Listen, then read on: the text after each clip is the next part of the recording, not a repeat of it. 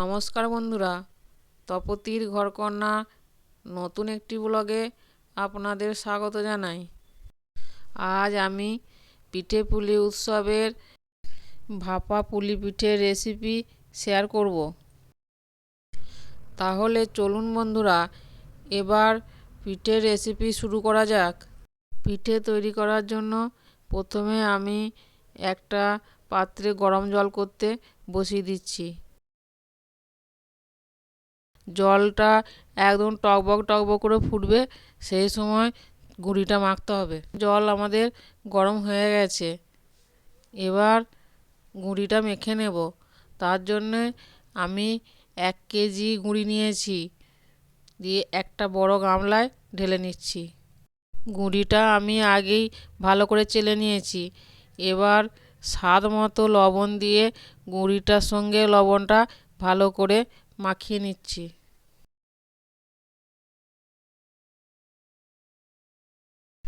এবার অল্প অল্প গরম জল দিয়ে আমি গুঁড়িটা মেখে নেব।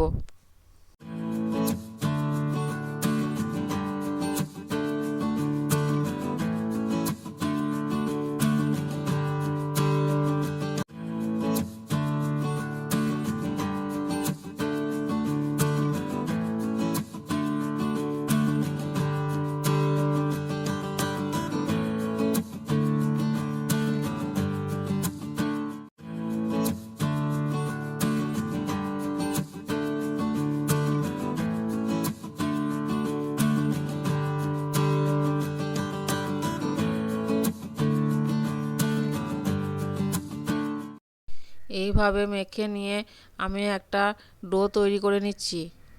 ডোটা খুব নরম হবে না, আবার খুব শক্ত হবে না, একটা স্মুথ ডো তৈরি হবে।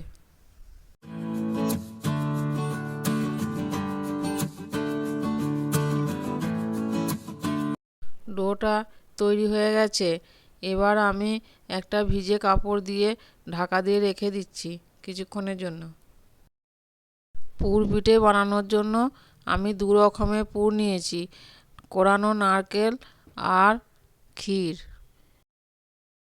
কিছুক্ষণ পর ডোয়ের ঢাকা খুলে দিচ্ছি, দিয়ে ডোটা আরেকবার ভালো করে মেখে নিয়ে আমি এরকম 3 ভাগ করে নিয়েছি, দিয়ে আমি লেচিগুলো কেটে নিচ্ছি। এবারে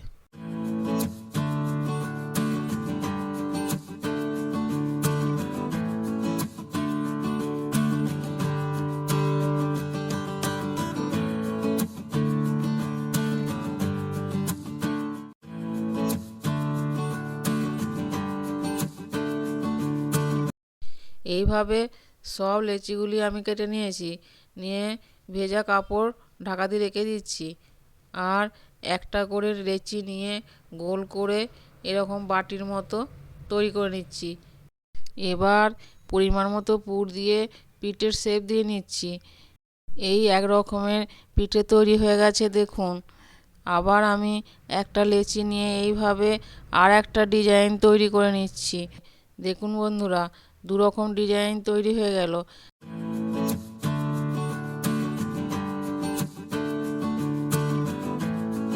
আবার আমি আর একটা লেচি নিয়ে নিচ্ছি, দিয়ে গোল করে এইভাবে আবার বাটির মতো করে এর মধ্যে পুর দিয়ে আর একটা ডিজাইন তৈরি করে নিচ্ছি।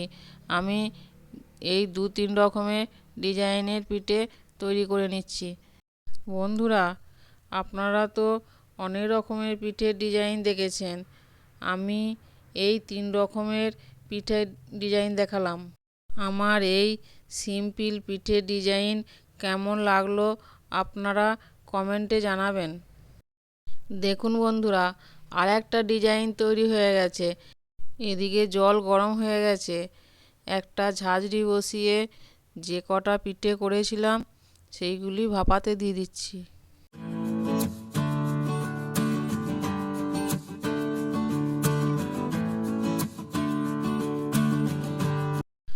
ঢাকা দিয়ে দিচ্ছি 10 থেকে 15 মিনিটের জন্য। 15 মিনিট পর ঢাকা খুলে দেখছি পিঠে সেদ্ধ হয়ে গেছে। এবার আমি একটা পাত্রে ঢেলে নেব।